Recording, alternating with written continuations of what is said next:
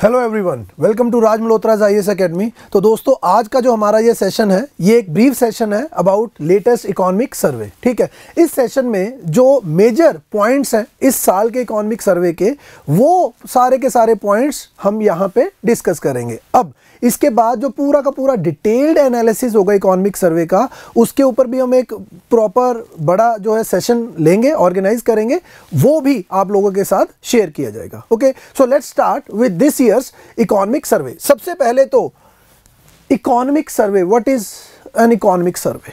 ठीक है, तो इकोनॉमिक सर्वे है क्या, कौन बनाता है इसको, कौन नहीं? तो उसके लिए क्या है, economic survey is under the control of ministry of finance. Ministry of finance है जो ये इकोनॉमिक सर्वे लेके आते हैं। हमारे जो सेंट्रल फाइनेंस मिनिस्टर है वो इस इकोनॉमिक सर्वे को पार्लियामेंट में पेश करते हैं। ठीक है, अब ये जो आपका इकोनॉमिक सर्वे है under ministry of finance, there are many different departments. तो किस डिपार्टमेंट की ये रिस्पॉन्सिबिलिटी है कि इस इकोनॉमिक सर्वे को प्रिपेयर करने की? तो डिपार्टमेंट ऑफ इकोनॉमिक अफेयर्स जो है वो प्रिपेयर करता है आपके इकोनॉमिक सर्वे को। अब इस सेशन में मैं आपको साथ साथ वो भी चीज़ें बताता जाऊंगा जो आपके प्री और मेंस पर्सपेक्टिव से भी इंपॉर्टेंट है। इकोनॉमिक सर्वे में अगर मैं इंपॉर्टेंस की बात करूं तो कौन सा डिपार्टमेंट है फाइनेंस मिनिस्ट्री का जो इस इकोनॉमिक सर्वे को प्रिपेयर करता है, ये एक इंपॉर्टेंट पॉइंट है। ठीक है, so department of economic affairs. Now ये हमारे चीफ इकोनॉमिक एडवाइजर होते हैं। ठीक है, तो ये जितना भी आपका इकोनॉमिक सर्वे है ये किसकी गाइडेंस के अंडर प्रिपेयर किया जाता है? चीफ इकोनॉमिक एडवाइजर की गाइडेंस के under. Now next point is, economic survey जो है ये बजट से एक दिन पहले इकोनॉमिक सर्वे जो है पार्लियामेंट में पेश किया जाता है।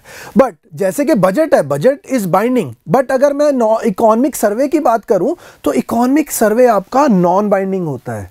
It is just an document जिसमें क्या बताया जाता है कि पिछले साल में हमने क्या प्रोग्रेस की है। ठीक, जो भी गवर्नमेंट की पॉलिसीज थी, जो भी गवर्नमेंट की स्कीम्स हैं, उनके क्या बेनिफिट्स हैं, उन क्या हमने उसमें अचीव किया है और क्या नहीं किया। ठीक है, तो ये होता है आपका ओवरऑल एक इकोनॉमिक सर्वे। और अगर बात की जाए तो 2 वॉल्यूम्स में ये इकोनॉमिक सर्वे जो है ये पब्लिश किया जाता है इंडिया में।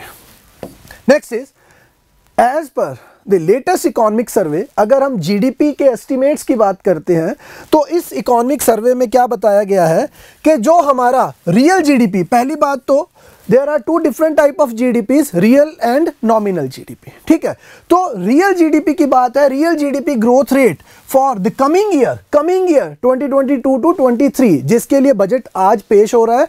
और 2022 means 1 April 2022, okay, till 31 March 23।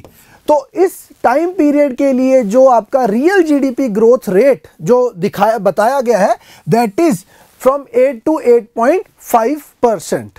Clear? Now the running year real GDP growth rate, जो रनिंग ईयर है हमारा 2021 to 22, इसके लिए जो एस्टिमेट्स आए हैं, advance estimates, that is 9.2%। Clear? 9.2% is for the current year and for the next coming year the GDP estimates are 8 to 8.5%। अब ये जो आपके एस्टिमेट्स आए हैं इनके लिए कुछ अजम्पशंस हमने मानी है। ठीक है, कि अगर ये सिचुएशंस ऐसी रहती हैं तो हमारा जो जीडीपी का टारगेट है ये हम अचीव कर सकते हैं। So what are those assumptions? Like no further deliberate pandemic related economic disruptions, कि आगे आने वाले टाइम में कोई भी लॉकडाउन वगैरह वाली सिचुएशन हमारी नहीं आएगी। ठीक, दूसरा क्या है कि मॉनसून जो है वो नॉर्मल रहेंगे। मॉनसून क्या है जी? नॉर्मल, बिल्कुल नॉर्मल रहेगा। और जो विड्रॉल ऑफ ग्लोबल लिक्विडिटी, अभी आपने न्यूज़ में सुना होगा कि अमेरिकन फेडरल रिजर्व जो है वो मार्केट से लिक्विडिटी को कम कर रहा है। ठीक है, वो अपने इंटरेस्ट रेट्स बढ़ा रहा है। तो हम क्या अज्यूम करके चल रहे हैं, क्योंकि वो जितना भी पैसा है उसमें से बहुत सारा पैसा हमारी जो डेवलपिंग कंट्रीज हैं इनकी मार्केट्स में इन्वेस्ट होता है। ठीक, तो अगर वो रेट ऑफ इंटरेस्ट बढ़ेगा तो वो ग्रेजुअली धीरे धीरे उसको बढ़ाया जाएगा, तो वो पैसा जो इंडियन मार्केट से बाहर निकलेगा वो धीरे धीरे निकलेगा। ठीक, so these are our assumptions and on the basis of these assumptions हमने नेक्स्ट ईयर की जो जीडीपी ग्रोथ रेट एक्सपेक्ट करते हैं हम लोग 8 to 8.5%। अब as per IMF, as per world bank, India till the year 2024 for next 3 years India जो है वो पूरी दुनिया में सबसे फास्टेस्ट ग्रोइंग इकोनॉमी होगी for next 3 years. As per world bank and IMF reports, India will be the fastest growing economy in the next for the next 3 years. Clear? So ये तो है हमारे जीडीपी एस्टिमेट्स। अब अगर बात करें growth projection की, हम सबको पता है कि पेंडेमिक के कारण हमारा जो ओवरऑल जीडीपी ग्रोथ रेट है वो भी कम हुआ। ठीक है, हमारे ओवरऑल इकोनॉमी के ऊपर कई नेगेटिव इंपैक्ट्स आए। तो अब अगर यहां पे देखा जाए दोस्तों, ये दिए आपको ईयर्स। क्लियर? हमारा ये पेंडेमिक स्टार्ट होता है 2020 के स्टार्टिंग में। ठीक, तो अगर हम जीडीपी की बात करें, ये ब्लू जो आपको दिखा रहे हैं ये जीडीपी है और green is gross value addition, GVA। अब अगर हम बात करते हैं 1920 जब नॉर्मल ईयर चल रहा है, तो हमारा जो जीडीपी रेट है दैट इज 145.7 लाख करोड़। ये जो जितनी भी आपको फिगर्स दिखाई गई हैं these are in lakh crore. तो अब जैसे ही हमारा पेंडेमिक स्टार्ट हुआ दैट हमारी जीडीपी आती है 135.2% पे और हमारा GVA भी वैसे ही कम हो रहा है।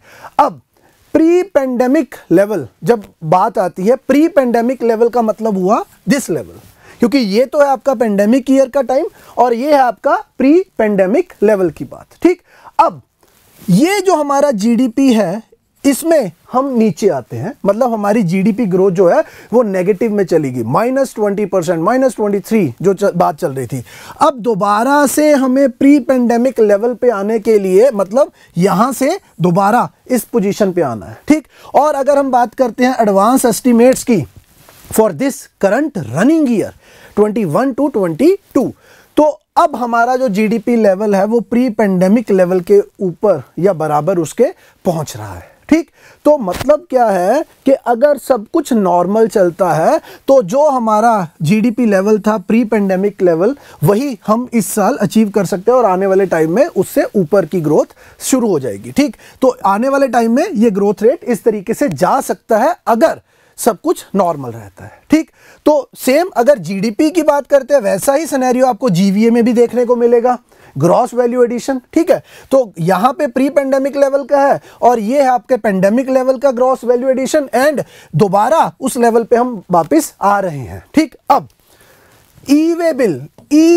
बिल जो है, अगर आप लोगों को पता हो, it is term which is related with GST system. ठीक है, ई वे बिल जो है, अगेन ई वे बिल ये एक नॉर्मल आप समझिए कि बिल है। ठीक है, अगर आपने कोई चीज परचेज की है तो उसके अगेंस्ट जो आपको बिल मिला है, मतलब अब अगर हम बात करते हैं अप्रैल 20 और उससे पहले का नवंबर 19 क्या है जी, प्री पेंडेमिक सिचुएशन है जब सब कुछ नॉर्मल है। तो हमारे जो वो बिल हैं ये देखिए वॉल्यूम में और वैल्यू, हम एक किसी भी चीज को पकड़ लेते हैं, चाहे वॉल्यूम की ही बात कर ली जाए, तो हमारे जो बिल का वॉल्यूम है, नंबर ऑफ बिल्स, वो ये रहा। अब पेंडेमिक हिट हुआ, लॉकडाउन लगे, पूरी की पूरी इकॉनमी जो है बंद पड़ी है, तो ऑब्वियस सी बात है जब लॉकडाउन है, जब कुछ खरीदा ही नहीं जा रहा मार्केट में, तो हमारे नंबर ऑफ बिल्स कहां पे आ गए, इस लेवल पे आ गए। ठीक है, अब दोबारा से फिर अगर देखिए तो नॉर्मलाइज होना शुरू हुआ इकॉनमी में, तो दोबारा इस लेवल पे पहुंचे और 21 में स्टार्टिंग में फिर हमारा जो है लॉकडाउन था, तो दोबारा से हमारा जो लेवल है बिल्स का वो नीचे आया और अब जाके हम दोबारा नॉर्मल सिचुएशन में आ रहे हैं, प्री पेंडेमिक लेवल से ऊपर की तरफ जा रहे हैं। ठीक है, अगर बात की जाए दोस्तों ये दिसंबर 21 जो अभी पास हुआ है, तो हमारा लेवल जो है ये प्री पेंडेमिक से हम बहुत ऊपर क्रॉस कर गए। ठीक है, और एज पर गवर्नमेंट्स लेटेस्ट सर्वे हर महीने from April onward, April 21 onward, every month हमारा जो जीएसटी कलेक्शन रेट है वो 1 लाख करोड़ से ऊपर का रहा है। ठीक है, और जीएसटी वो दिख भी रहा है यहां से कि हमारा एकदम से ये बढ़ा है। क्लियर, जो आपका ई वे बिल कलेक्शन है। ठीक, अब नेक्स्ट बात करते हैं आपका इन्फ्लेशन की। तो अब अगर इन्फ्लेशन की बात की जाए तो सबसे पहले मैं आप लोगों को बता दूं कि इंडिया में जो है इन्फ्लेशन की एक रेंज डिसाइड की गई है। वो रेंज है दोस्तों 4 ± 2%। 4 ± 2% मीन्स मिनिमम 2% एंड मैक्सिमम 6% जो आपकी इन्फ्लेशन रेट है। और इंडिया में जो आपका इन्फ्लेशन है that is counted on the basis of consumer price index, ठीक है, CPI, एंड ये आपका होलसेल प्राइस इंडेक्स। अब अगर देखा जाए यहां तक का हमारा सिनेरियो आप चेक कीजिए, दिसंबर 19, ठीक, हमारा जो इन्फ्लेशन रेट है वो विद इन दिस रेंज है, क्लियर। और उसके बाद ये फॉर द टाइम बिंग ये आपका इन्फ्लेशन रेट जो है, जब आपका पेंडेमिक लॉकडाउन स्टार्ट होता है, ठीक, उस पीरियड में ये आपका इन्फ्लेशन रेट थोड़ा सा बड़ा भी दिखाई दे रहा है, ठीक है। और इसका रीज़न क्या है, ये जो सीज़न होता है ना आपका, ये शादियों का भी सीज़न है, ठीक है। अगर आप देखते हो दिसंबर टू अप्रैल, तो इस सीज़न में आपका इन्फ्लेशन थोड़ा बहुत बढ़ जाता है, ठीक। अब बट यहाँ पे जब आपका लॉकडाउन स्टार्ट हुआ है तो for almost the period, this period, ठीक, कहाँ तक, दिसंबर 20, ये आपका इन्फ्लेशन जो है रेंज से बाहर रहा है, ठीक है। इन्फ्लेशन जो आपकी नॉर्मल रेंज होनी चाहिए 6%, उससे थोड़ा सा ऊपर रहा है। और उसका पीछे रीजन भी है, क्योंकि आपकी जो सप्लाई चेन है, ठीक, सप्लाई चेन इफेक्ट हुई, लॉकडाउन था, सप्लाई नहीं हो पा रही थी चीज़ों की, बट मार्केट में डिमांड थी जितनी भी, जो एसेंशियल प्रोडक्ट्स हैं, फूड प्रोडक्ट्स हैं, तो उनकी सप्लाई लाइन इफेक्ट होने के कारण क्या था, ये मार्केट में आपको इन्फ्लेशन रेट देखने को मिलता है, ठीक है। और जैसे ही चीज़ें नॉर्मल होनी शुरू हुई, फिर हम लोग दोबारा से इस इन्फ्लेशन की जो रेंज है 2 to 6%, उसमें दोबारा वापस आ गए, ठीक। ये तो है CPI के लिए। अब अगर बात की जाए होलसेल प्राइस इंडेक्स की, तो होलसेल प्राइस इंडेक्स में अगर हम देखते हैं दोस्तों, तो आपको ना यहां से एक चीज देखने को मिलेगी कि ये थोड़ा सा यहां तक, तो फ्रॉम जून 20 टू दिसंबर, ये जून 20 टू दिसंबर 20 वो टाइम है जब हमारा लॉकडाउन थोड़ा सा ओपन होना, खुलना शुरू हुआ, ठीक है। तो ये WPI ऊपर जा रहा है, बट ये यहां से फरवरी ऑनवर्ड अगर हम देखते हैं तो ये एकदम से ऊपर दिखाई दे रहा है हमें WPI। उसके पीछे रीजन क्या है दोस्तों, हमारी इकोनॉमी जो है फ्रॉम 21 ऑनवर्ड्स, अप्रैल 21 ऑनवर्ड, वो एकदम से उसने पिक किया। हमारी अगर हम इकोनॉमी की बात करते हैं, अप्रैल मई ऑनवर्ड्स वो एकदम से पिक हुई, और जब पिक हो रही है इकोनॉमी तो उसमें प्रोडक्शन भी हो रही है, सब कुछ हो रहा है, बट एकदम से डिमांड बढ़ गई मार्केट में, बट अभी पीछे सप्लाई लाइन अगेन इफेक्टेड है, आज तक भी आपकी सप्लाई लाइन इफेक्टेड है, तो उसका कहीं ना कहीं इंपैक्ट होलसेल लेवल के ऊपर भी आपको देखने को मिल रहा है। अब इंटरनेशनल मार्केट से जो भी चीज़ आप इंपोर्ट कर रहे हो प्रोडक्शन के लिए, उसका भी प्राइस बढ़ गया, ठीक है। शिपिंग के भी, कंटेनर चार्जेस भी बढ़ गए, तो सारी चीज़ें वो प्राइस उनके बढ़ गए। तो और दूसरा बेस इफेक्ट होता है कि लास्ट ईयर तक तो हमारी जो WPI है वो इस रेंज में रह रही है, ठीक है। एकदम से जब बड़ी दिखी तो हम क्या कह रहे हैं जी, 13.6% तक आ गई। क्यों, पहले अगर मान के चलो वो यहां पे थी, एकदम से बढ़ा है, ठीक, ग्रेजुअल नहीं है ये, एकदम से हमने देखा ये इंक्रीज हुआ है। तो ड्यू टू बेस इफेक्ट हमारा WPI इंपैक्ट होता है। और दूसरी बात, क्योंकि एकदम से हमारी GDP जो है या एक हमारी इकोनॉमी बूस्ट कर रही है, तो सप्लाई लाइन उस अभी भी इफेक्टेड है, जिसकी वजह से हमारा ओवरऑल इन्फ्लेशन रेट जो है इंक्रीज हुआ है WPI के केस में। अब नेक्स्ट बात करते हैं IBC कोड की। अब दोस्तों अगर IBC कोड की बात की जाए तो IBC जो है insolvency and bankruptcy code, insolvency and bankruptcy code जो है, इसको बनाया गया है ताकि हम बैंकिंग सेक्टर का जो NPA का इशू है, not only for the banking sector this, but banking sector, उसमें NPA का सबसे बड़ा इशू है। और after the coming of this IBC code in the year 2016, हमारा जो ओवरऑल NPA है वो बहुत कम हुआ है। बट इस IBC कोड में एक इशू है, वो क्या, जब भी हम बात करते हैं अदर कंट्रीज की जो भी प्रॉपर्टीज हैं, अदर कंट्रीज में कोई कंपनी इंडिया की है, ठीक, तो उसकी प्रॉपर्टी बाहर है, ठीक, तो अंडर IBC कोड, जब उसके ऊपर IBC कोड ट्रिगर होता है, तो जो उसकी एसेट हैं जो फॉरेन कंट्रीज में है, वो बाय डिफॉल्ट ऑटोमेटिकली इन्वॉल्व नहीं होती प्रोसेस में, ठीक। तो हमने क्या किया, एक इंसॉल्वेंसी लॉ कमेटी बनाई थी ताकि हम IBC कोड में कुछ और चीजें इंप्रूव कर सके। And as per this insolvency law committee, उसने क्या कहा कि हमारे पास जो United Nation Commission on International Trade Law है, United Nation Commission on International Trade Law, इसकी कुछ टर्म्स एंड कंडीशंस हैं जो थ्रू आउट वर्ल्ड जो है आपकी एप्लीकेबल हैं। तो ये कमेटी ने कहा कि क्यों ना ये जो आपकी यूनाइटेड नेशन की बॉडी है, इसकी जो भी टर्म्स एंड कंडीशंस हैं उनमें कुछ ना कुछ मॉडिफिकेशंस की जाएं और उनको भी इंडिया में इम्प्लीमेंट किया जाए। और इससे बेनिफिट क्या होगा? इससे बेनिफिट ये होगा कि जो भी आपकी फॉरेन एसेट्स हैं वो ऑटोमेटिकली इंसॉल्वेंसी प्रोसेस के अंडर कंसीडर की जा सकेंगी। ठीक है, तो इससे ये आपका आईबीसी कोड जो है और अच्छे से इंप्लीमेंट किया जा सकेगा। Clear? Now the next is labour reforms. Foreign आप अगर इन्वेस्टमेंट्स चाहते हो और दूसरी तरफ अगर आप अपनी इकोनॉमी को, अपनी जीडीपी को बूस्ट करना चाहते हो, ठीक है, तो उसके लिए इंपॉर्टेंट क्या है कि जो आपके लेबर लॉज है, लेबर कल्चर है इंडिया का, वो स्ट्रीमलाइन होना चाहिए। ठीक है, रीजन बीइंग अगर आप कोई फॉरेन कंपनी इंडिया में अपना प्लांट एस्टेब्लिश करना चाहती है तो उसके लिए पहली कंडीशन क्या होगी कि यार इंडिया में लेबर लॉज कितने उनके लिए बेनिफिशियल हैं। ठीक है, तो इसीलिए हमारे इंडिया में क्या था कि multiple central laws were there and multiple state labour laws were there. तो ये एक प्रॉब्लम आ रही थी कि हर स्टेट में अलग लेबर लॉ है। अगर आप महाराष्ट्र में इन्वेस्ट करना चाहते हो वहां पे अलग लेबर लॉ है, अगर आप गुजरात में इन्वेस्ट करना चाहते हो वहां पे अलग लेबर लॉ है।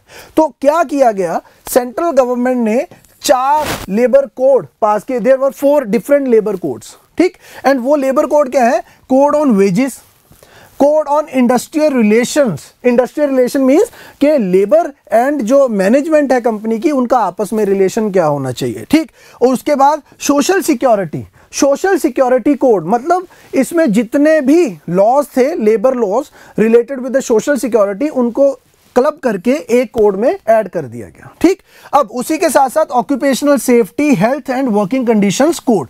तो ये 4 कोड में जितने भी सेंट्रल लेबर लॉज थे उनको क्या किया गया? कंबाइन किया गया। ठीक, तो अब ये जो लेबर लॉज हैं, लेबर कोड्स हैं, मेजॉरिटी ऑफ इंडियन स्टेट्स ने इनको क्या है? इंप्लीमेंट कर दिया है अपनी स्टेट्स में। ठीक है, यूटीज में तो बाय डिफॉल्ट ही हो जाएगा। अगर सेंट्रल गवर्नमेंट ने ये लेबर लॉ कोड पास किया है तो यूटीज में तो ये इंप्लीमेंट हो गया, बट स्टेट गवर्नमेंट्स ने भी इन लॉज को अब इंप्लीमेंट कर दिया है, majority of the state governments. इसका मतलब क्या हुआ दोस्तों कि इंडिया में लेबर लॉज जो हैं through out the states, through out the India, वो अब स्ट्रीमलाइन हो गए हैं। आप चाहे महाराष्ट्र में जाइए, चाहे आप गुजरात में जाइए, आपको सेम लेबर लॉज जो हैं वो मिलेंगे। तो एक फॉरेन इन्वेस्टर के लिए भी इजी हो गया और जो इंडियन इंडस्ट्री है उसके लिए भी इजी हो गया। एंड अनदर हैंड जो आपका लेबर क्लास है उसके लिए भी सरकार ने जो है ये लेबर कोड से उसको भी एक स्ट्रेंथ प्रोवाइड की है। ठीक, नेक्स्ट इज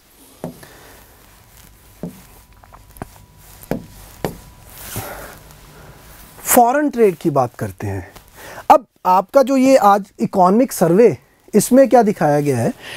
इंडिया का जो फॉरेन ट्रेड है, ये हमें भी पता है कि India is a growing nation, तो हम एक्सपोर्ट भी करते हैं, इंपोर्ट भी करते हैं। ठीक, अब इंडिया का जो करंट सिनेरियो है, अगर मैं एक्सपोर्ट्स की ही बात करता हूं सिर्फ, तो इंडिया का लगभग 40% जो एक्सपोर्ट है out of the overall export, उसका 40% एक्सपोर्ट वो सिर्फ और सिर्फ 7 कंट्रीज के ऊपर है। ठीक है, तो यहां पे एक प्रॉब्लम है कि 40% of your export is only with in 7 countries. कल को उन कंट्रीज के साथ कोई भी इशू होता है तो हमारा एक्सपोर्ट जो है, एक्सपोर्ट इनकम, वो एकदम से उसमें डिप आ सकता है। ठीक, तो अब हम क्या चाहते हैं? हम अपनी एक्सपोर्ट बास्केट को डाइवर्सिफाई करना चाहते हैं। ठीक, एक्सपोर्ट बास्केट को डाइवर्सिफाई करना चाहते हैं। अब उस एक्सपोर्ट बास्केट को डाइवर्सिफाई का मतलब होता है कि ये एक्सपोर्ट बास्केट है, लेट्स सपोज पहले इसमें हम जो ओवरऑल एक्सपोर्ट कर रहे हैं 10 प्रोडक्ट्स हैं। ठीक है, अब एक्सपोर्ट बास्केट को डाइवर्सिफाई करने का मतलब क्या हो गया कि मैंने इसमें 15 और प्रोडक्ट्स जो है इन्वॉल्व कर दिए, ऐड कर दिए। अब हम टोटल 25 प्रोडक्ट्स को एक्सपोर्ट कर रहे हैं। एक तो ये होता है एक्सपोर्ट बास्केट डाइवर्सिफिकेशन। सेकंड क्या है? लेट्स सपोज पहले मैं यूएस और चाइना में ही एक्सपोर्ट कर रहा हूं। ठीक है, अब मुझे अपनी ओवरऑल एक्सपोर्ट मार्केट को भी डाइवर्सिफाई करना है, तो मैंने इसमें अफ्रीकन कंट्रीज को भी ऐड कर दिया, मैंने इसमें यूरोपियन यूनियन को भी ऐड कर दिया एंड ऑल। तो नंबर ऑफ कंट्रीज भी मैं अब इंक्रीज करना चाहता हूं। ठीक, तो अब अपनी एक्सपोर्ट बास्केट को डाइवर्सिफाई करने के लिए जो इस साल के इकोनॉमिक सर्वे में लिखा गया है वो ये कि we are focusing on free trade agreements. Free trade agreements, अब दोस्तों free trade agreement again it is important for pre, ठीक है, as well as for mains के फ्री ट्रेड एग्रीमेंट है क्या, ठीक, और मेंस के पर्सपेक्टिव से देखा जाए तो क्या इन फ्री ट्रेड एग्रीमेंट्स ने क्या इंपैक्ट डाला है ओवरऑल इंडियन इकोनॉमी की ग्रोथ के ऊपर, ठीक। तो हम अब क्या चाह रहे हैं कि हमारे जो फ्री ट्रेड एग्रीमेंट्स हैं हम इंडिविजुअल कंट्रीज के साथ as well as regional groups के साथ फ्री ट्रेड एग्रीमेंट जो है साइन कर रहे हैं ताकि हम अपने एक्सपोर्ट्स को बढ़ा सके एज वेल एज इंपोर्ट्स को भी वैसा ही बढ़ा सकें, ठीक। अब this is all about free trade agreement. Next is startup ecosystem.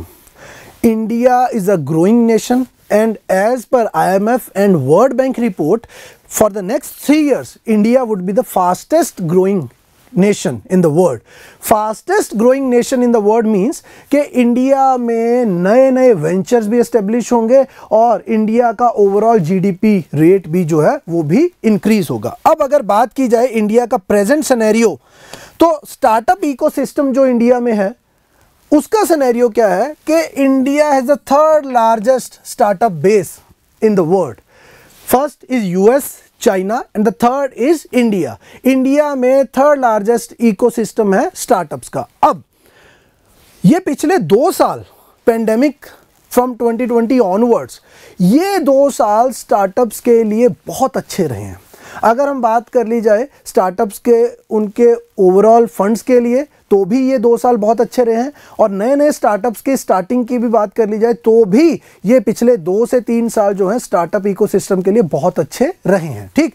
अब अगर देखा जाए तो सिर्फ और सिर्फ एक साल में 21 to 22 अराउंड 14,000 न्यू स्टार्टअप्स जो हैं वो ऐड हुए हैं इंडियन इकोसिस्टम में, ठीक। अब अगर बात की जाए तो आजकल आपने एक नई टर्म सुनी होगी, वो क्या है जी, यूनिकॉर्न स्टेटस मिल गया है किसी भी स्टार्टअप को। What is the meaning of this unicorn status? Unicorn का मतलब होता है जब किसी भी स्टार्टअप की वैल्यूएशन जो है वो $1 बिलियन पहुंच जाए या उसको क्रॉस कर जाए तो हम उस स्टार्टअप को बोलते हैं यूनिकॉर्न स्टेटस स्टार्टअप, ठीक। तो with in one particular year 21 to 22 अभी भी वो रनिंग ईयर है, हम दिसंबर तक की बात कर रहे हैं, तो अराउंड 44 इंडियन स्टार्टअप्स जो हैं 44 इंडियन स्टार्टअप्स जो हैं वो क्या है जी, उनको यूनिकॉर्न स्टेटस मिला है, ठीक है। तो overall unicorn startups in India उनकी टैली पहुंच गई है अराउंड 83। अभी तो मार्च पेंडिंग है, ठीक है, मार्च तक तो पता नहीं ये 90 भी क्रॉस कर सकती है, ठीक है। तो अभी तक का जो स्टेटस है पिछले 1 साल में टिल दिसंबर हमारे इंडिया में जो यूनिकॉर्न स्टेटस मिला है जिन स्टार्टअप्स को from 21 to December only 44 Indian startups. Next is अगर बात की जाए तो अराउंड 62,000 करोड़ हम कह सकते हैं स्टार्टअप्स, रिकॉग्नाइज्ड स्टार्टअप्स जो हैं, ठीक, जनवरी 10 तक इंडिया में रिकॉग्नाइज्ड। अब देखिए 2 तरीके के हो सकते हैं ना, एक होता है रिकॉग्नाइज्ड जिसको गवर्नमेंट ने रिकॉग्नाइज किया जो पूरे जो रूल्स के एंड रेगुलेशंस के अकॉर्डिंग वो एस्टेब्लिश हुआ है, एक होते हैं स्टार्टअप अभी नेसेंट स्टेज में है। तो वैसे स्टार्टअप जो रिकॉग्नाइज्ड स्टार्टअप्स हैं उनका जो प्रेजेंट सिनेरियो अराउंड 62,000 स्टार्टअप्स हैं। अब महाराष्ट्र की अगर बात की जाए हाईएस्ट नंबर ऑफ स्टार्टअप्स जो हैं वो महाराष्ट्र में है, ठीक है, हाईएस्ट स्टेट की बात की जाए, ठीक, महाराष्ट्र में। और अगर सिटी की बात की जाए, सिटी वाइज अगर मैं बात कर लूँ तो वो आपका बेंगलोर है जो स्टार्टअप हब माना जाता है पूरी कंट्री में, ठीक। तो ये भी आपके कहीं ना कहीं प्री पर्सपेक्टिव से इंपॉर्टेंट हो सकती हैं चीज़ें। और इसी के साथ एक चीज़ और इम्पॉर्टेंट हो सकती है कि स्टार्टअप जो है किस मिनिस्ट्री के अंडर आते हैं, ठीक, स्टार्टअप के लिए कौन सी गवर्नमेंट ने स्कीम्स जो हैं वो स्टार्ट कर रखी हैं। अब स्टार्टअप्स इकोसिस्टम जो है ना ये बहुत इंपॉर्टेंट है आपकी इकॉनमी के लिए भी, ठीक। क्यों इंपॉर्टेंट है? एम्प्लॉयमेंट जनरेशन होती है स्टार्टअप से, जीडीपी में ग्रोथ होती है स्टार्टअप से। स्टार्टअप क्योंकि सर्विस सेक्टर के ही स्टार्टअप्स हम ज़्यादा एस्टेब्लिश कर रहे हैं तो हमारा सर्विस का एक्सपोर्ट भी उतना ही ज़्यादा बढ़ता है। तो इसीलिए स्टार्टअप जो हैं वो हमारी इकोनॉमिकल ग्रोथ के लिए इंपॉर्टेंट है, इसीलिए गवर्नमेंट भी इनके ऊपर फोकस कर रही है। अब देखिए यहाँ पे एक सिनेरियो दिखाता हूँ मैं आपको, ये मैप है इंडिया का according to the startup only, ये है 2016-17 का मैप और ये है जो आपका दिसंबर 21 तक का मैप, ठीक।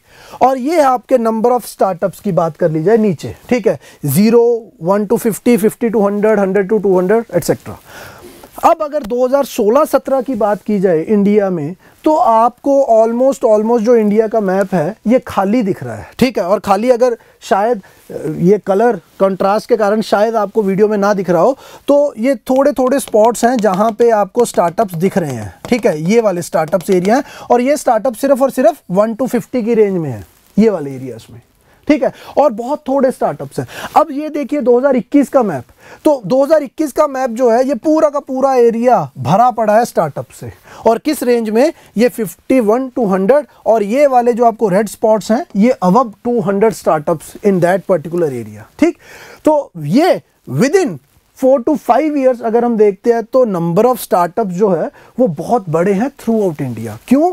मैंने आपको पहले ही बताया कि स्टार्टअप इकोसिस्टम जो है आपके ओवरऑल ग्रोथ के लिए बहुत इंपॉर्टेंट है, ठीक। अब नेक्स्ट चलते हैं, आपका इनोवेशन की बात कर ली जाए। स्टार्टअप्स बढ़ रहे हैं तो बट ऑब्वियस ही बात है, अगर कुछ नया इन्वेंट करेंगे, इनोवेट करेंगे, तभी तो कोई नया स्टार्टअप आएगा, ठीक। अगर हम देखते हैं, अब इनोवेशन की बात ही कर लेते हैं, अगर रूटीन लाइफ के साथ ही लिंक करके देखिए, ये क्रेडिट कार्ड की पेमेंट करनी है तो उसके लिए क्रेड एक ऐप आ गई, ठीक है। ये फूड वेंचर्स तो हमने बहुत सारे देख लिए थे कि फूड वेंचर में स्विगी, जोमेटो एंड ऑल, ये बहुत कुछ आ गए। तो कहने का मतलब क्या है, स्टार्टअप जो है इतने ज़्यादा बढ़ रहे हैं, तो उसके लिए क्या है, उसके पीछे क्या है, नई नई इनोवेशंस, ठीक। तो अब अगर हम इंडिया की बात करते हैं, प्रेजेंट सिनेरियो, इनोवेशन का सिनेरियो भी देखते हैं, तो ग्लोबल इनोवेशन इंडेक्स एक होता है बेटा। अब ये इंपॉर्टेंट हो जाता है आपके प्री के लिए। ग्लोबल इनोवेशन इंडेक्स जो है कौन सी बॉडी इसको पब्लिश करती है, ठीक है, ग्लोबल इनोवेशन इंडेक्स को। और दूसरा क्या इंपॉर्टेंट हो जाता है कि ग्लोबल इनोवेशन इंडेक्स को जज करने के लिए पैरामीटर्स कौन कौन से यूज किए जाते हैं, ठीक है। तो ये प्री के लिए इंपॉर्टेंट है और हर साल यूपीएससी जो है 1 से 2 क्वेश्चन जो है वो पूछेगी ऑन रिपोर्ट्स, ठीक। तो as per latest global innovation index, India की जो रैंकिंग है वो है 46th, और ये रैंकिंग आज से 5 साल पहले इन 2015 और 16 ये रैंकिंग थी हमारी 81st रैंकिंग, ठीक। तो कहने का मतलब क्या हुआ है, इंडियन इकोसिस्टम में हमने इनोवेट करना भी स्टार्ट कर दिया है, इसीलिए तो नए नए स्टार्टअप्स एस्टेब्लिश हुए हैं पिछले 5 साल में, ठीक। और यही फिगर्स आपको मैप पे भी दिख रही हैं अगर देखा जाए, ठीक। और इंडिया में पिछले साल जितने भी पेटेंट्स फाइल हुए हैं उनमें से अराउंड 40% जो पेटेंट्स हैं वो सिर्फ और सिर्फ इंडियंस ने फाइल किए हैं। इससे पहले सिनेरियो क्या होता था बेटा कि इंडिया में जितने भी पेटेंट्स फाइल होंगे, मेजॉरिटी ऑफ द पेटेंट्स जो है वो फाइल करती थी आपकी फॉरेन कंपनीज, ठीक है, multinational companies. But present scenario क्या है कि पिछले साल जितनी भी पेटेंट की एप्लीकेशंस गवर्नमेंट के पास आई उनमें से 40% जो पेटेंट्स हैं वो इंडियंस ने फाइल किए हैं। तो अगेन ओवरऑल इनोवेशन जो है इंडिया में वो बढ़ रहा है, ठीक है। और ये आपकी इकोनॉमी के लिए और आने वाले टाइम के लिए बहुत अच्छे जो है सिंबल्स हैं। क्लियर? नेक्स्ट इज, और जितनी भी चीजें हम डिस्कस कर रहे हैं ये आपके इकोनॉमिक सर्वे से ही हैं, उससे बाहर कुछ भी नहीं है। अब एसेट मोनेटाइजेशन की बात करते हैं। देखिए 2 चीजें मैं आपको बता दूं, एक होता है डिसइन्वेस्टमेंट। डिसइन्वेस्टमेंट जो टर्म यूज होती है ना, उसमें क्या होता है कि गवर्नमेंट ने अपना शेयर प्राइवेट को सेल कर दिया किसी एंटिटी में, दैट इज कॉल्ड डिसइन्वेस्टमेंट। के पहले इन्वेस्ट किया था, अब उसको डिसइन्वेस्ट कर दिया, ठीक, उसमें से अपना पैसा बाहर निकाल लिया। बट जब हम बात करते हैं मोनेटाइजेशन की, तो एसेट मोनेटाइजेशन में गवर्नमेंट जो है वो अपनी एसेट्स को सेल आउट नहीं कर रही, ठीक, वो उनको रेंट आउट कर रही है, लीज आउट कर रही है, ताकि उनमें से वो कुछ ना कुछ फंड्स जनरेट कर सके उस चीज से, उस पैसे से, उस एसेट से, ठीक।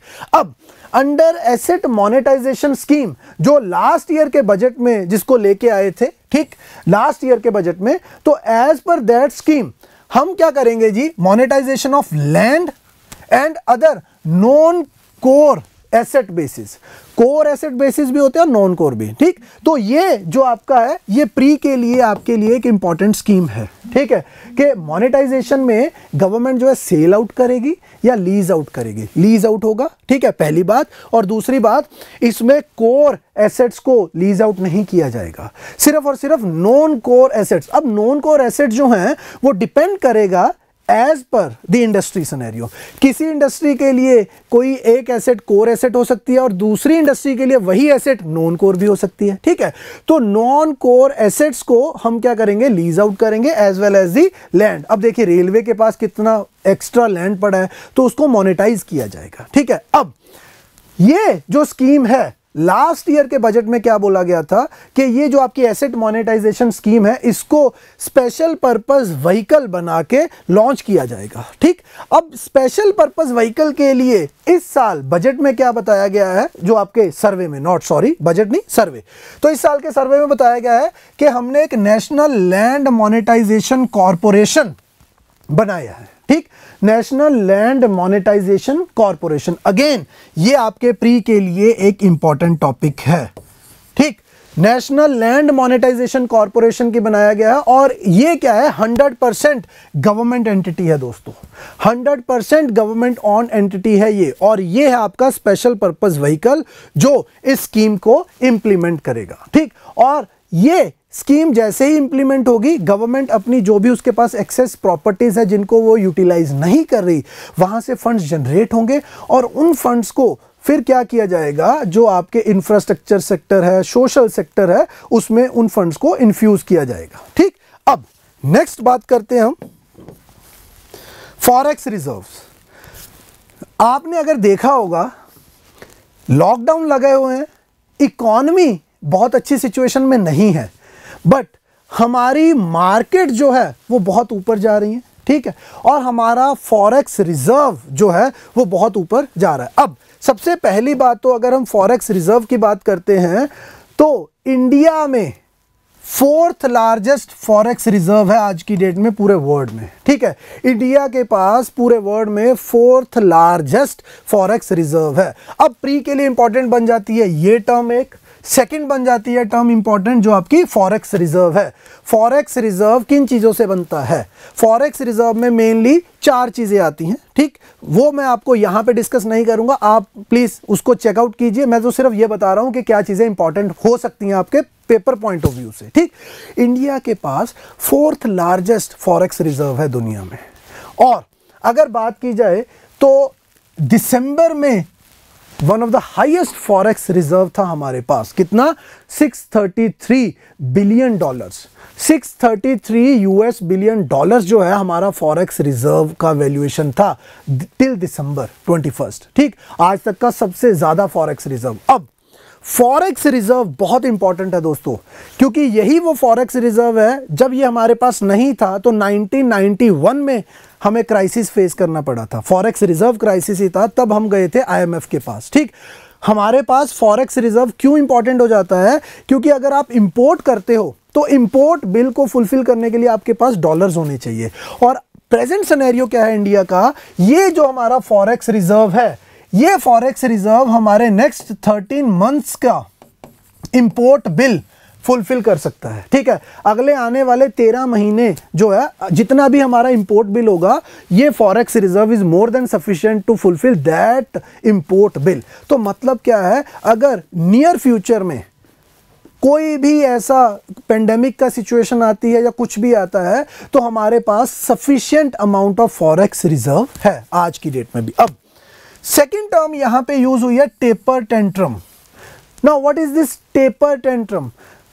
फॉरेक्स जो आपका, मैं आपको बात कर रहा हूं यूएस फेडरल रिजर्व, जैसे इंडिया में आरबीआई है ना, ऐसे ही यूएस में भी उनका भी सेंट्रल बैंक है जिसको बोला जाता है फेडरल रिजर्व, ठीक। अब यूएस एक बहुत बड़ी इकोनॉमी है और वो पूरी दुनिया में फंड्स जो हैं यूएस जो इन्वेस्टर्स हैं वो इन्फ्यूज करते हैं, ठीक। यूएस का सेंट्रल रिजर्व क्या करता है, उसने ड्यूरिंग पेंडेमिक टाइम पैसा बहुत ज्यादा मार्केट में इन्फ्यूज किया। और पैसा वो कैसे कर सकता है, उन्होंने अपने इंटरेस्ट रेट जो है ऑलमोस्ट 0 कर दिए, ठीक। तो लोगों को एक मान लीजिए फ्री में पैसा मिल रहा है, ठीक है, जिसके लिए उनको बहुत कम रेट ऑफ इंटरेस्ट देना पड़ रहा है, तो वो इन्वेस्टर्स ने वहां से पैसा उठा के Indians and other growing markets में पैसा लगा दिया। अब धीरे धीरे यूएस जो है फेडरल रिजर्व अपना रेट ऑफ इंटरेस्ट बढ़ाना उसने शुरू कर दिया। अब अगर रेट ऑफ इंटरेस्ट बढ़ेगा तो क्या हो गया, जो वो फॉरेन इन्वेस्टर्स हैं वो इंडिया से अब पैसा निकाल के दोबारा वहां पे डिपॉजिट करेंगे, ठीक।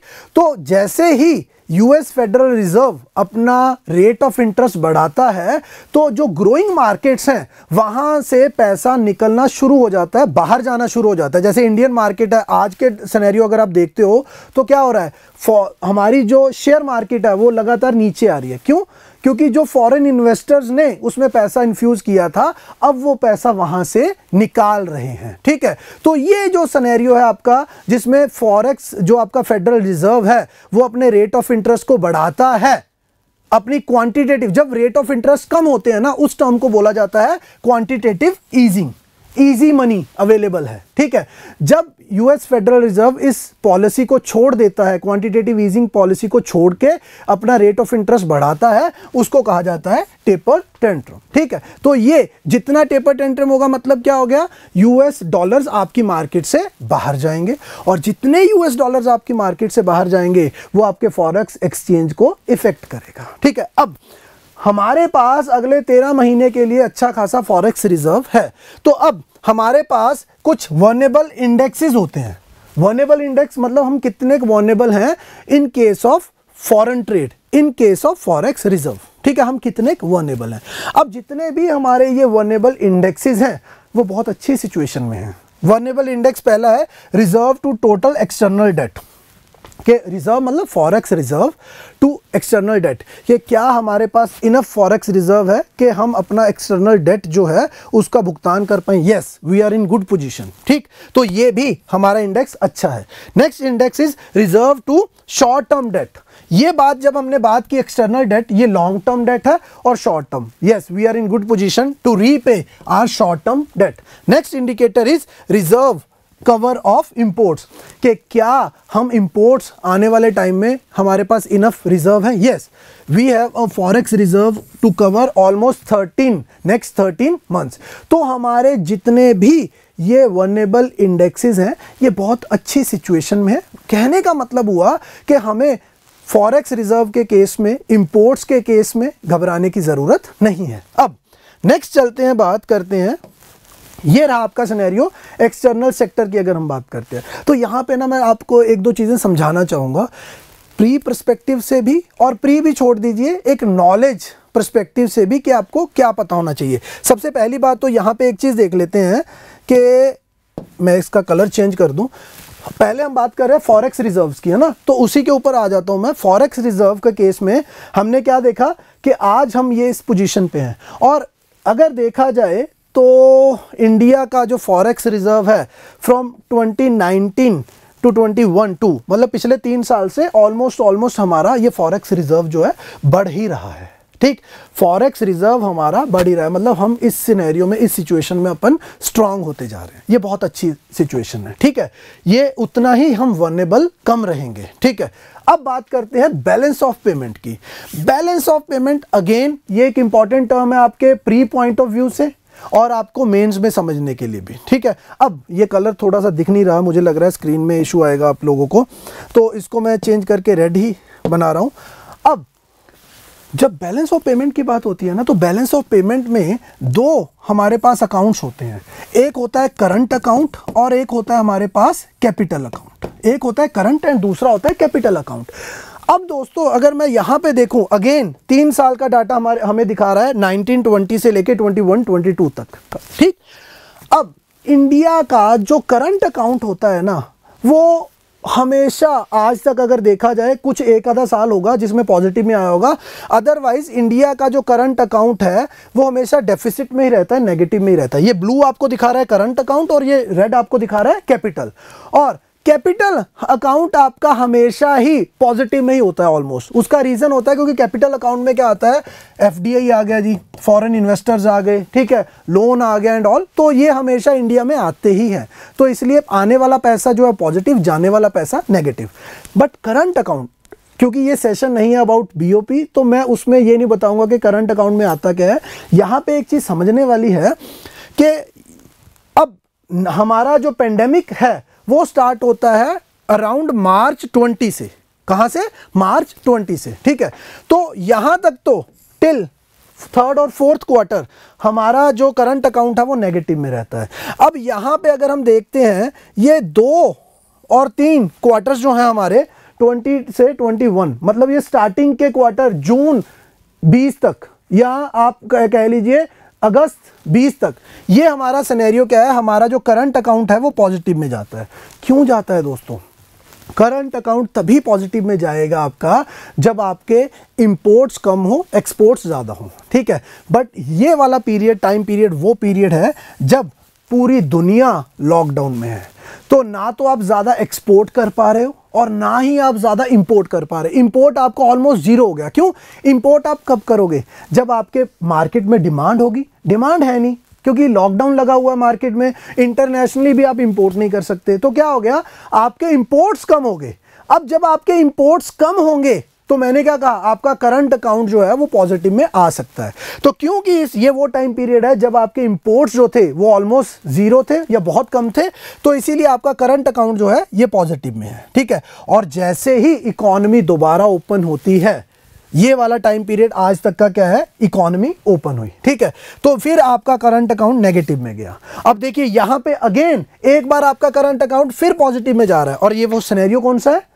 फर्स्ट क्वार्टर है 21-22 का, मतलब ये वो टाइम है अप्रैल 21 वाला जो क्वार्टर है आपका, ठीक। वहां पे दोबारा आपका लॉकडाउन लगा, दोबारा आपकी जो ओवरऑल मार्केट है वो नीचे आई, ठीक है। लास्ट ईयर भी लॉकडाउन लगा था, ठीक, सेकंड वेव में जब हमने बात की थी डेल्टा की, तो उस टाइम पे आपका करंट अकाउंट एक बार थोड़े टाइम के लिए पॉजिटिव में गया और फिर आपका करंट अकाउंट जो है नेगेटिव में है। अब प्री में एक क्वेश्चन बनता है जो यूपीएससी की आदत है पूछने की, consistently the current account of India is under deficit, ठीक है, consistently. No, in this case we are not under deficit, our current account was not in deficit consistently. वो कभी नेगेटिव में जा रहा है, फिर पॉजिटिव हुआ, फिर नेगेटिव हुआ, फिर पॉजिटिव हुआ, ठीक है। तो ये चीज़ को ध्यान में रखिएगा, इसके ऊपर यूपीएससी जो है इसी तरीके से, इसीलिए तो ये जो आपका सर्वे है, बजट है, इंपॉर्टेंट होता है कि इन चार्ट्स में से ही बहुत सारे क्वेश्चंस निकल के आ जाते हैं आपके लिए, ठीक। तो इंडिया का जो करंट अकाउंट डेफिसिट है वो कंसिस्टेंटली करंट अकाउंट डेफिसिट में नहीं रहा, वो कभी पॉजिटिव में आया, कभी नीचे गया। आप लोगों को लिए समझना ये ज़रूरी है कि वो पॉजिटिव में क्यों आया। क्लियर? अब आगे चलता हूं मैं, फार्मा इंडस्ट्री की बात कर लेते हैं दोस्तों। तो जैसा कि हम लोगों को पता है, फार्मा इंडस्ट्री के लिए तो ये 2 साल पिछले गोल्डन पीरियड है, ठीक है, golden period Indian pharmaceutical industry के लिए। क्यों? सबसे पहली बात तो इंडियन फार्मास्यूटिकल जो इंडस्ट्री है वो दुनिया की वर्ल्ड लीडर है अगर हम बात करते हैं फार्मास्यूटिकल्स में, ठीक। African continents and many other poor countries, वहाँ पे हमारे ही फार्मास्यूटिकल प्रोडक्ट्स चलते हैं। क्यों चलते हैं? हमारे पास एडवांटेज है फार्मा में। वो क्या एडवांटेज है दोस्तों कि हमारे जितने भी फार्मा प्रोडक्ट्स हैं ना, वो है क्या, प्राइस कॉम्पिटिटिवनेस है हमारे पास। जेनरिक मेडिसिन है, वही मेडिसिन अगर आप यूएस की किसी कंपनी से खरीदते हो सकता है आपको 10,000 रुपए की हो, और इंडियन अगर आप किसी कंपनी की खरीदते हो तो वो 100 रुपए की ही हो, ठीक। तो ये एक प्राइस डिफरेंस है। तो प्राइस कॉम्पिटिटिवनेस है हमारे पास इंटरनेशनल मार्केट में, और हमारे जो प्रोडक्ट्स हैं गुड क्वालिटी प्रोडक्ट्स हैं। इसीलिए तो इंडिया में मेडिकल टूरिज्म भी इतना ज़्यादा है, क्योंकि इंडिया में जो मेडिकल फैसिलिटीज़ हैं, वेदर हॉस्पिटलाइजेशन की बात कर ली जाए और आप इंडस्ट्री, मेडिकल इंडस्ट्री की बात कर ली जाए, फार्मा इंडस्ट्री की बात कर ली जाए, ये कंपैरेटिवली बहुत चीप है as compare to other countries, ठीक है, बहुत सस्ती है कंपैरेटिवली, ठीक। अब अगर मैं बात करूं एफडीआई इनफ्लो की, सिर्फ और सिर्फ फार्मास्यूटिकल सेक्टर में, तो हमारा जो एफडीआई फ्लो है वो क्या हुआ है as compare to previous year, around 54% increase हुआ है एक साल में as compare to last year. अगर मैं बात करूं कि लास्ट ईयर एफडीआई थी $100, तो इस साल जो है वो उसका जंप हुआ है कितना, 54%, अराउंड $154 जो है इन्वेस्ट हुए हैं। क्यों? क्योंकि पेंडेमिक का सिनेरियो है, ठीक है। इंडियन फार्मास्यूटिकल कंपनीज ने, हमने वैक्सीन बनाई, तो क्या है, लाजमी है कि यहाँ पे और ज़्यादा इन्वेस्टर्स आएंगे, ठीक। अब हमारे साथ एक प्रॉब्लम है हमारी फार्मास्यूटिकल इंडस्ट्री के साथ। वो प्रॉब्लम है दोस्तों क्या, हम जितने भी प्रोडक्ट बनाते हैं, हमारी जितनी भी फार्मास्यूटिकल प्रोडक्ट्स बनते हैं, उनके लिए जो ड्रग्स हैं, जो उनके इंग्रेडिएंट्स हैं, इंग्रेडिएंट्स उनके लिए वो हमें मोस्टली इंपोर्ट करने पड़ते हैं। ठीक, चाइना से इंपोर्ट करना पड़ता है हमें इंग्रेडिएंट्स, और बहुत सारी अदर कंट्रीज से हमें इंपोर्ट करने पड़ते हैं। तो इस सिनेरियो में होता क्या है, जब आप इंपोर्ट करते हो, सप्लाई लाइन इफेक्ट हो रखी है, तो उसकी वजह से आपका जो प्राइस है वो बहुत बढ़ जाता है। ठीक, और दूसरा अगेन चाइना के साथ अभी प्रेजेंटली हमारा क्या रिलेशंस का कोई अच्छे नहीं चल रहे, तो उस केस में भी हमारी जो इंडस्ट्री है फार्मास्यूटिकल इंडस्ट्री वो नेगेटिवली इम्पेक्ट हो रही है। तो हमारे पास एडवांटेज भी है, कॉम्पिटिटिवनेस है, क्वालिटी ऑफ प्रोडक्ट अच्छा है, but at the same time उस प्रोडक्ट को बनाने के लिए जो इंग्रेडिएंट्स हैं वो हमें इंपोर्ट करने पड़ रहे हैं। तो वो हमारी फार्मास्यूटिकल इंडस्ट्री के लिए एक बड़ा इशू है, और गवर्नमेंट जो है वो इस सेक्टर में इन्वेस्ट कर रही है और चाहती है कि जो वो इंग्रेडिएंट्स भी हैं वो भी हम यहीं पे प्रोड्यूस करना स्टार्ट करें। ठीक, नेक्स्ट इज, अब बात करते हैं फाइनेंशियल मार्केट्स की। फाइनेंशियल मार्केट्स की अगर मैं बात करता हूं, मतलब आप अपने लिए समझ लीजिए शेयर मार्केट। ठीक है, फाइनेंशियल मार्केट, शेयर मार्केट। ठीक, जैसा कि मैंने बताया कि इंडिया का सिनेरियो क्या रहा है पिछले पेंडेमिक के टाइम में, स्पेशली हमारी जो मार्केट में अगर आप देखते हो, सेंसेक्स हमारा 61,000 के ऊपर भी पहुंच चुका है एक बार। ठीक है, इन अक्टूबर 21 हमारा जो सेंसेक्स था one of the highest point पे पहुंच गया था, अबव देन 61,000, और हमारा जो आपका इंडेक्स है निफ्टी वो अराउंड आपका 18,000 तक भी पहुंच गया था। ठीक, सिनेरियो क्यों, लोग ज़्यादा से ज़्यादा पैसा हमारी इंडियन मार्केट्स में इन्फ्यूज़ करें। मैंने आपको बताया सस्ता पैसा मिल रहा है यूएस में, तो वो पैसा इन्वेस्ट कर रहे हैं। और दूसरी बात, हम घर पे वेले बैठे हैं। ठीक है, मार्केट में पैसा एक्सपेंडिचर नहीं कर सकते, मार्केट बंद पड़ी है। मार्केट मतलब इकॉनमी बंद पड़ी है। जब लॉकडाउन था तो क्या हुआ, घर बैठे हो तो एक काम करते हैं, डीमेट अकाउंट ही खुलवा लेते हैं। ठीक है, डीमेट अकाउंट खुलवाएंगे तो घर बैठे हैं, मार्केट में ट्रेडिंग ही कर लेते हैं। क्यों, नौकरियां चली गई और कुछ है नहीं करने के लिए। ठीक, दुकानें बंद पड़ी हैं, तो क्या करें, घर पे फ्री बैठे कितना दिन खेलने बच्चों के साथ। तो एक काम करते हैं जी, डीमेट अकाउंट खुलवाते हैं। जीरोधा है जी, जीरोधा ऐप में डाउनलोड कीजिए उसको, अपना डीमेट अकाउंट आपका घर बैठे खुल गया। अब क्या करना है जी, पैसा पड़ा है अकाउंट में, 10-20 हज़ार रुपये पड़ा है, चलो ट्रेडिंग करनी शुरू कर देते हैं। ठीक, या इन्वेस्ट करना शुरू कर देते हैं, क्योंकि मार्केट अभी बहुत नीचे है, ऊपर जाएगी तो हमारा पैसा भी बढ़ जाएगा। ठीक, तो लोगों के दिमाग में ये चीज़ थी, इसीलिए Indian market sky rocketed in just a brief period of 6 months। ठीक है, और ये जो आपका 1 साल का मैं सिनेरियो की बात कर रहा हूँ, not even 1 year, from April 21 to December 21 की अगर मैं बात कर लूँ, तो दोस्तों इंडिया में करीब 221 लाख, कहने का मतलब हो गया अराउंड 2.2 करोड़ जो है रिटेल इन्वेस्टर्स, मेरे और आपके जैसे इन्वेस्टर्स को बोला जाता है रिटेल इन्वेस्टर्स। ठीक, हम लोगों ने डीमेट अकाउंट खुलवाए, कितने, अराउंड आपके 6-7 महीने में 2-2.25 करोड़ लोगों ने शेयर मार्केट में एंट्री ली। ठीक, तो ये आपका सिनेरियो है पूरे पेंडेमिक का। अब अगर मैं बात कर लूं, जो आपको इकोनॉमी का रिवाइवल दिखा है ना, from June onwards, June 21 onwards आज तक का, ये इकोनॉमी का रिवाइवल बैंकिंग सेक्टर ने इसमें ज़्यादा कंट्रीब्यूट नहीं किया। इस रिवाइवल में कंपनीज के पास जो मेजॉरिटी ऑफ फंड्स आए ना, वो फाइनेंशियल मार्केट से आए, ना कि बैंकिंग सेक्टर से। दो banking sector has also contributed in this growth, but majority of the contribution came from financial markets आपकी। क्यों, हम जैसे लोगों के पास जितना पैसा था बैंक में क्यों रखें, बैंक में जा ही नहीं सकते थे तो बैंक में रखें कैसे। ठीक, बैंक से निकाल के हमने वो पैसा कहां डाल दिया, मार्केट में डाल दिया। और दोस्तों मार्केट में डालने का मतलब क्या है, लेट्स सपोज मैं रिलायंस का शेयर खरीदता हूं, उसका मतलब क्या है, मतलब मैंने रिलायंस को पैसा दे दिया ना। तो ये सिनेरियो हुआ कि कंपनीज के पास जो पैसा आया इन दिनों, वो मेजॉरिटी ऑफ पैसा किसके थ्रू आया, फाइनेंशियल मार्केट्स के थ्रू आया, ना कि बैंकिंग सेक्टर के थ्रू। ठीक, और ये आपको यहां पे भी देखने को मिलेगा। 2021 में अराउंड 75 कंपनीज की अगर हम बात कर ले, उन्होंने आईपीओ लॉन्च किए। आईपीओ होता है इनिशियल पब्लिक ऑफर। ये टर्म भी दोस्तों आपके प्री के लिए इंपॉर्टेंट है, क्योंकि इस साल बहुत ज़्यादा आईपीओज लॉन्च हुए हैं।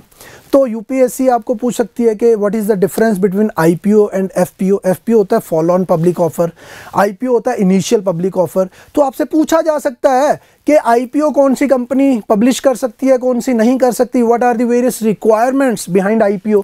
तो ये प्री के लिए इंपॉर्टेंट है, ठीक है। अब अगर इको सर्वे की बात की जाए तो as per the economic survey 75 companies जिन्होंने 2021 में अपना आईपीओ लॉन्च किया, उन्होंने मार्केट में से करीब करीब 89,000 करोड़ रुपए कलेक्ट किए हैं। उनको बैंकिंग सेक्टर से 89,000 करोड़ नहीं मिल सकते थे, गारंटेड है, अगर 75 कंपनीज की बात कर लें, ठीक है। क्यों? Banking sector is struggling with NPA issue, but उन्होंने मार्केट से अराउंड 90,000 करोड़ रुपए कलेक्ट किए हैं जस्ट 75 कंपनीज ने। क्यों? हम जैसे लोगों ने नए डीमैट अकाउंट खुलवा के उन कंपनीज के आईपीओज में पैसा इन्वेस्ट किया। अब इसीलिए अगर आपने देखा होगा आईपीओ आते ही स्काई रॉकेटेड, ठीक है। नायका कंपनी है, उसका आईपीओ आया 2500 के ऊपर गया, ठीक है।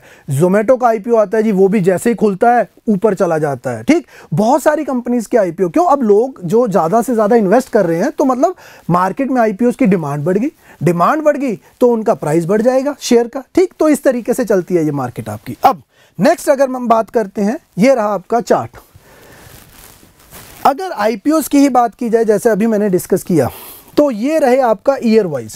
ये पिछले 4-5 साल का सिनेरियो देखिए, 2010 से आगे का सिनेरियो, पिछले 10 साल का चार्ट है ये आपका। अब अगर दोस्तों पिछले 10 साल में मैं देखूं तो ये 2011 से लेके 2015-16 तक का सिनेरियो ये है।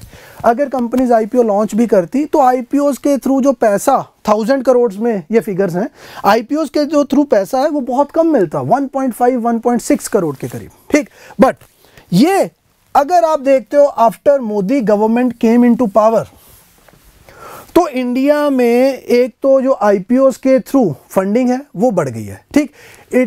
ये इम्पैक्ट सिर्फ और सिर्फ मोदी गवर्नमेंट के कारण नहीं है, क्योंकि उन्होंने भी बहुत सारे रिफॉर्म्स किए एट द सेम टाइम, ठीक। लोगों में जो है अब एजुकेशन भी बढ़ा है, लोगों को मार्केट के बारे में पता भी चला है, नए नए प्लेटफॉर्म्स भी आए। जैसे अब घर बैठ के, पहले क्या था, अगर आपको डीमैट अकाउंट खुलवाना है बैंक के थ्रू खुलवाओ जी, बहुत सारे प्रॉब्लम। अब घर बैठ के ज़ीरोधा ऐप डाउनलोड करो, ऐप बेस्ड सिस्टम हो गया, ठीक। तो कन्वीनियंस हो गया सिस्टम, इजी हो गया सिस्टम, इसीलिए लोग पैसा इन्वेस्ट करने लगे हैं मार्केट में। अब अगर बात की जाए तो ये इस साल का सिनेरियो है, अप्रैल से दिसंबर तक का, one of the highest till date. जितने भी आईपीओज अभी तक लॉन्च हुए हैं, तो सबसे ज्यादा पैसा कलेक्शन हुआ है इस साल, ठीक। तो ये है आपका आईपीओ के थ्रू जो फंड्स कलेक्ट हुए। अब मैंने क्या कहा था, इकोनॉमिक ग्रोथ में बैंकिंग सेक्टर ने कंट्रीब्यूट किया है, बट उनसे ज्यादा कंट्रीब्यूशन फाइनेंशियल मार्केट ने की है। अब अगर दोस्तों मैं देखता हूं, ये आपका पेंडेमिक ईयर का सिनेरियो है, नॉर्मल, नॉट पेंडेमिक, सॉरी, 19 की बात कर रहे हैं हम। 19 में आपका बैंकिंग सेक्टर की तरफ से जो मार्केट में पैसा इन्फ्यूज किया जा रहा है वो ये दिखा रहा है। अब जैसे ही आपका पेंडेमिक हिट करता है 20 में, आपका बैंकिंग सेक्टर का ओवरऑल ये आ गया सिनेरियो। यहाँ गया आपका फंड्स जो बैंकिंग डिवॉल्व कर रही है मार्केट में, ज़रूरत ही नहीं है किसी को, मार्केट में डिमांड नहीं है, लोगों के पास नौकरियाँ नहीं। अब जब मेरे पास नौकरी ही नहीं है, मैंने गाड़ी क्या करनी, अगर मुझे गाड़ी नहीं चाहिए तो मैं बैंक से लोन लूंगा क्यों, खाने पीने के लिए थोड़ी ना ले रहा।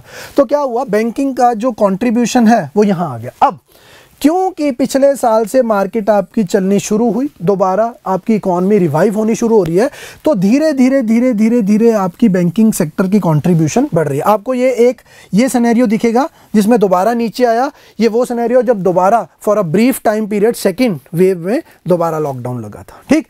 अब बैंकिंग सेक्टर की कंट्रीब्यूशन बढ़ रही है, मैंने पहले भी कहा, no doubt banking has contributed in economical growth, but सबसे ज्यादा कंट्रीब्यूशन किसकी तरफ से आया है, आपका मार्केट की तरफ से आया, जो पैसा इन्फ्यूज किया गया कंपनीज में, ठीक। Next is financial market, it has already been discussed, ठीक। ग्रॉस फिक्स्ड कैपिटल फॉर्मेशन, सबसे पहला टर्म होती है ग्रॉस, ग्रॉस मतलब overall, fixed capital formation, capital formation हुई आपकी फिक्स्ड, मतलब आपने कोई लैंड में इन्वेस्ट किया, कोई मशीन में इन्वेस्ट किया, वो होगी आपकी capital, gross fixed capital formation. अब अगर इंडिया के सिनेरियो की बात की जाए दोस्तों, तो पिछले एक साल में जो ग्रॉस फिक्स्ड कैपिटल फॉर्मेशन में जो एड अप हुआ है अराउंड 15% ऐड हुई हैं चीज़ें, ठीक है। अराउंड हमारा ग्रॉस फिक्स्ड कैपिटल फॉर्मेशन जो है वो 15% इंक्रीज हुआ है। सेकंड बात, अब अगर मैं बात की जाऊं इंडियन गवर्नमेंट का सिनेरियो क्या है कि हमें जी रिवाइव करनी है इकॉनमी, तो मेन मोटो क्या है उनका कि किस तरीके से इकॉनमी को रिवाइव करना है, by investing in infrastructure, by investing in capital scenario, ठीक। तो हमने क्या सोचा है कि ज़्यादा से ज़्यादा इंफ्रास्ट्रक्चर सेक्टर में इन्वेस्ट करेंगे। अब अगर आप इंफ्रा में इन्वेस्ट करते हो, infra is not only about railways roadways, infra is about अगर आप कोई मशीन भी इन्वेस्ट करते हो, बनाते हो, रखते हो, तो वो भी एक इंफ्रास्ट्रक्चरल इन्वेस्टमेंट मानी जाती है। आप मतलब हो सकता है आप सॉर्टिंग, ग्रेडिंग, ठीक है, आप क्वालिटी इंफ्रास्ट्रक्चर को बिल्ड कर रहे हो, तो वो सारा का सारा आपका क्या है, ग्रॉस फिक्स कैपिटल फॉर्मेशन में आता है। अब अगर मैं बात करूं तो इंडिया का ये एक term investment to GDP ratio, again important for your pre, investment to GDP ratio जितनी ज़्यादा होगी उतनी ही आपके ग्रोथ के चांसेस ज़्यादा हैं। क्यों? मतलब क्या कह रहा है, इंडिया का जो इन्वेस्टमेंट टू जीडीपी रेशो है दैट इज़ अराउंड 29.6%। 29.6% का मतलब है दोस्तों कि आपकी मान लो 100 रुपये आपकी जीडीपी है, तो out of 100 rupee you are investing around 30 rupee into the market, you are reinvesting that money, किसके लिए, इंफ्रास्ट्रक्चर बिल्ड के लिए इन्वेस्ट कर रहे हो आप, ठीक है। इन्वेस्टमेंट अलग सिनेरियो है, किसी को सैलरी देना इज नॉट इन्वेस्टमेंट, पेंशन देना इज नॉट इन्वेस्टमेंट, सब्सिडी देना is not investment. Investment is जब आप कैपिटल फॉर्मेशन में पैसा लगा रहे हो। तो अगर मैं 100 रुपए में से 30 रुपए 30% अगर मैं इन्वेस्ट कर रहा हूं ना कैपिटल में, तो बहुत अच्छा एक सिनेरियो, क्योंकि आज की इन्वेस्टमेंट कल आपको एम्प्लॉयमेंट जनरेट करके देगी, आपकी ओवरऑल प्रोसेस इंडस्ट्री जो आपकी प्रोसेसिंग इंडस्ट्री एंड ऑल वो इंप्रूव होंगी, ठीक। अब नेक्स्ट बात करते हैं, अगर हम 1 सेकेंड, रेलवेज। तो as per the latest economic survey आपकी जो रेलवे है इसको माना जा रहा है future engine of nation growth, ठीक है। और है भी, रेलवेज है मास कम्युनिकेशन के लिए जो है, ट्रांसपोर्टेशन के लिए यूज़ होने वाला मीडियम है। अगर गरीबों की बात की जाए, पुअर्स की, तो उनके लिए सबसे बड़ा ट्रैवल मीडियम क्या है, रेलवेज है। और अगर थ्रू आउट इंडिया की कनेक्टिविटी की बात की जाए, अगेन इट इज़ रेलवेज। अब केपेक्स एक टर्म यूज होती है, capex is a short form of capital expenditure. Capex जितना आपका ज़्यादा होगा capital expenditure, again that is an investment for capital generation, मतलब आप मान के चलिए कि इंफ्रास्ट्रक्चर में आप इन्वेस्ट कर रहे हो रेलवेज के, ठीक। तो जो प्रेजेंट हमारा सिनेरियो है, हम चाहते थे कि अराउंड 2.15 लाख करोड़ जो है करंट ईयर में रेलवे में इन्वेस्ट करना। रेलवे में इन्वेस्ट करने का मतलब है रेलवे की ओवरऑल सर्विस क्वालिटीज़ को इम्प्रूव करने में। हम सोच रहे थे नए रेलवे ट्रैक्स की बात कर लें, या electrification of all rail routes की बात कर लें, या डेडिकेटेड फ्रेट कॉरिडोर की बात कर लें। तो ये हमारा पूरा का पूरा प्लान है रेलवेज के लिए। क्यों? हमें पता है कि अगर आपको ट्रांसपोर्ट करना है मटेरियल भी, तो रोड ट्रांसपोर्टेशन के थ्रू जब आप जाते हो, ट्रांसपोर्टेशन मीडियम कुछ भी मटेरियल ट्रांसपोर्ट के लिए, तो आपकी कॉस्ट बहुत ज़्यादा है। और इंडिया में हर जगह waterways we can not use, तो हमारे पास एक रेलवेज बहुत अच्छा सिनेरियो है जिसके थ्रू हम ट्रांसपोर्ट कर सकते हैं मटेरियल। और क्योंकि जब हम रेलवे के थ्रू ट्रांसपोर्ट करते हैं तो टाइम भी कम लगता है और पैसा भी, ठीक। तो इसीलिए ये इंजन ऑफ ग्रोथ भी माना जाता है। नेक्स्ट अगर मैं बात कर लूं डेट टू जीडीपी रेशो, ये एक समझने वाला सिनेरियो है। प्री के लिए इंपॉर्टेंट बन जाता है आपका debt to GDP ratio, debt to GDP ratio. अब debt to GDP ratio, debt क्या होता है, आपके ऊपर कर्जा कितना, जीडीपी जो आपकी ओवरऑल प्रोडक्टिविटी, जितना डेट टू जीडीपी रेशो कम होगा उतना आपकी इकोनॉमी के लिए अच्छा होगा। कम मतलब आपका डेट आपके ऊपर कम हो और आपकी जीडीपी जो है वो ज़्यादा हो, ठीक। आपकी प्रोडक्शन ज़्यादा है, आपके ऊपर कर्जा कम है, तो जितना ये कम होगा उतना इकोनॉमी के लिए अच्छा होगा। बट अब मैं ये नहीं कह रहा कि ये होना ही नहीं चाहिए। लेट्स सपोज मैं अपना बिजनेस बनाना चाहता हूँ, तो उसके लिए मैं बैंक से पैसा लेता हूँ, तो मेरे ऊपर डेट हो गया। अगर मैं बिजनेस को बढ़ाना चाहता हूँ तो मेरे ऊपर डेट जो है वो इंक्रीज होगा ही होगा, कोई डाउट नहीं, ठीक है, कोई इशू नहीं। अब दो चीज़ें हो सकती हैं, एक तो है आप डेट उठाइए और उससे कैपिटल इंफ्रास्ट्रक्चर कैपिटल फॉर्मेशन में लगाइए, मतलब आपने बिजनेस खड़ा कर लिया कोई, या आपने कोई भी इंफ्रास्ट्रक्चर के ऊपर पैसा लगा दिया, वो ठीक है।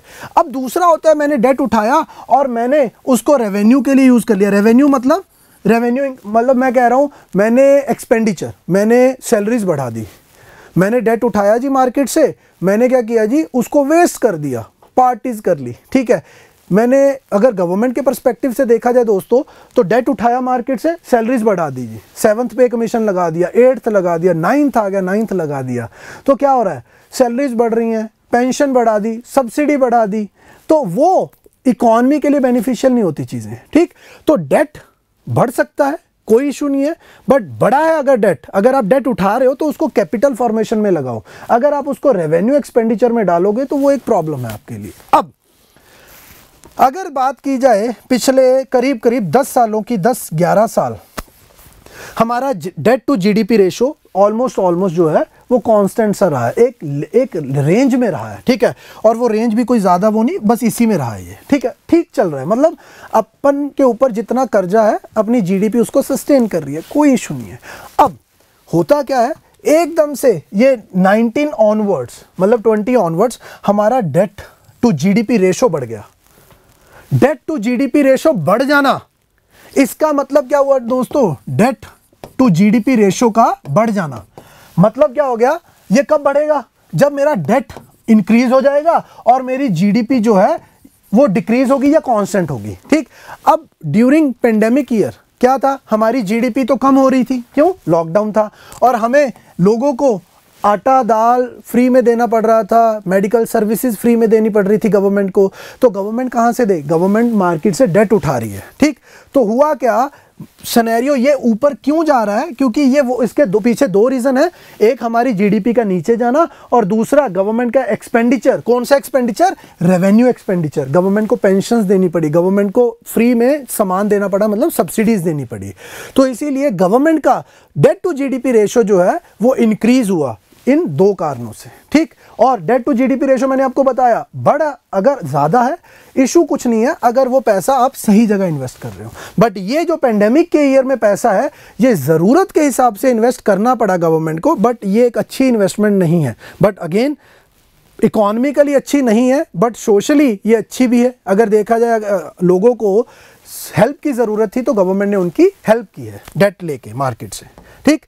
नेक्स्ट अगर हम बात करते हैं वो आता है ये एक बहुत इंपॉर्टेंट टर्म है और इस साल एक्सपेक्टेड है आपके प्री में ये टर्म्स पूछी जा सकती हैं, वाटरफॉल एंड बारबेल स्ट्रेटजी। सबसे पहले तो what is waterfall strategy. Waterfall strategy है जिसमें स्ट्रेटेजाइज करना किसी चीज को, स्ट्रेटजी मतलब हमने कोई प्लान आउट किया, वाटरफॉल स्ट्रेटजी है जिसमें ना हमने एक बार चीज को प्लान कर लिया, हमने एक प्लान बना लिया, अब हम रिजिडली उसी प्लान को फॉलो करेंगे, हमें कुछ नहीं पता कि मार्केट का सिनेरियो क्या बदल रहा है क्या नहीं, हमने जो प्लान कर लिया, हमने प्लान कर लिया कि अगले 1 साल में 10 करोड़ रुपए हम एग्रीकल्चर में इन्फ्यूज करेंगे, तो बस ये हमारा एक रिजिड प्लान है, 10 ही करोड़ जाएंगे, 15 करोड़ नहीं जाएंगे, 5 नहीं जाएगा, ठीक है। ये होता है वाटरफॉल स्ट्रेटजी कि एक जो रिजिड प्लान बन गया उसी को फॉलो करना, ठीक। उसमें कोई सिनेरियो नहीं है कि मार्केट में हो सकता है मॉनसून ना हो अच्छे, तो हो सकता है instead of 10 crore we have to invest 15 crore, ठीक।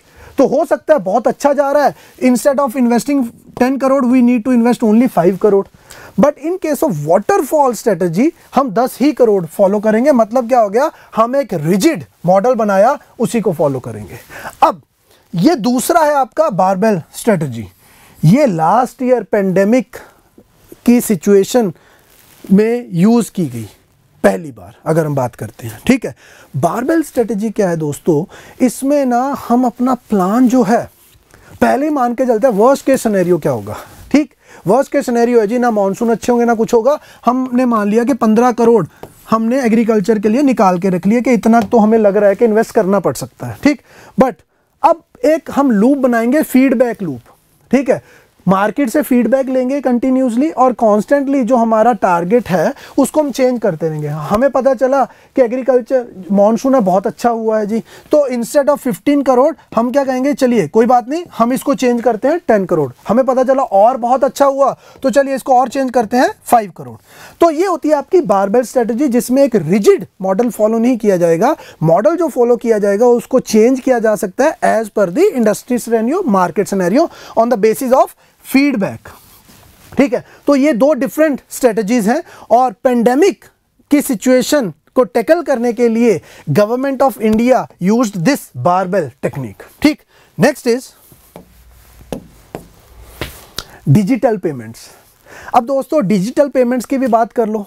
ठीक, हो क्या रहा है, डिजिटल इंडिया 2016 से लेके आज तक अगर 5 साल में देखा जाए, क्योंकि 2016 से पहले डिजिटल इतना ज़्यादा नहीं था, सिर्फ पेटीएम अभी बनना शुरू हुआ था।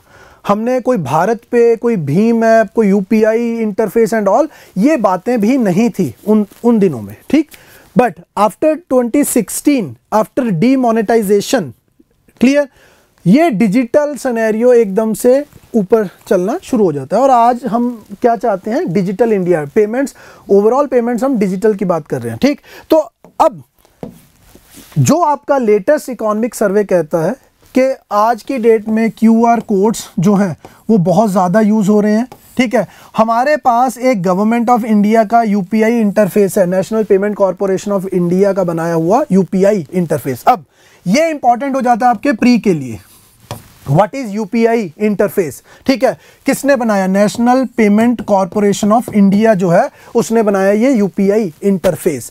इंटरफेस है, एक प्लेटफॉर्म है। ठीक, इस इंटरफेस को यूज किया जाता है for digital payments, UPI interface. ठीक, अब as per the data available with RBI and with other market researchers, India में डिजिटल पेमेंट्स के लिए सबसे ज़्यादा यूज़ होने वाला इंटरफेस क्या है, यूपीआई इंटरफेस है। ठीक, और पहले इसकी लिमिट क्या थी, 1 लाख पर डे, फिर इसको बढ़ा के कर दिया गया था 2 लाख पर डे। अब दिसंबर 21 ऑनवर्ड इसकी लिमिट को बढ़ा के कर दिया गया है 5 लाख। मतलब आप जो है through UPI interface you can transfer up to 5 lakh rupee per day. ठीक, ये है आपका यूपीआई इंटरफेस और ये दिन ब दिन बढ़ रहा है। आज वॉल्यूम वाइज देखा जाए सबसे ज़्यादा वॉल्यूम जो है ट्रांजैक्शंस का वो इसके थ्रू है, यूपीआई के थ्रू। ठीक, अब ये इंपॉर्टेंट है प्री के लिए, फिर बता रहा हूँ। फिस्कल इंडिकेटर्स, फिस्कल इंडिकेटर्स की अगर हम बात करते हैं दोस्तों तो वो होता है आपका मेनली टैक्स की बात।